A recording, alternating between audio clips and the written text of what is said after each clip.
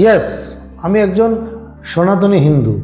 আমি যে দলকেই সমর্থন করি, কিন্তু রাজনীতিকে সমর্থন ডাইরেক্ট আমি করি না। কিন্তু আমি একজন সনাতনী হিন্দু।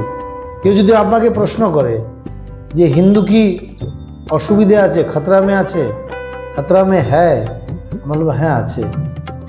কারণ আমরা যতই বলি আমরা 80%, 70% অল ইন্ডিয়াতে, কিন্তু আমরা যদি বিচার করি সব জায়গায় কিন্তু আমরা, আমাদের যে হিন্দু সমাজ তারা কিন্তু সব জায়গায় নয়, আমরা ঘুমিয়ে আছি এখনো পর্যন্ত। যদি না ঘুমোতাম তাহলে জম্মু কাশ্মীরে এত আর্মি, এত বিএসএফ, এত ফোর্স, সিআরপিএফ থাকা সত্ত্বেও কাশ্মীরি পণ্ডিতকে ছেড়ে আসতে হতো না। এটাই হয়, বাংলাদেশও তাই হয়েছে হিন্দুদের জন্য।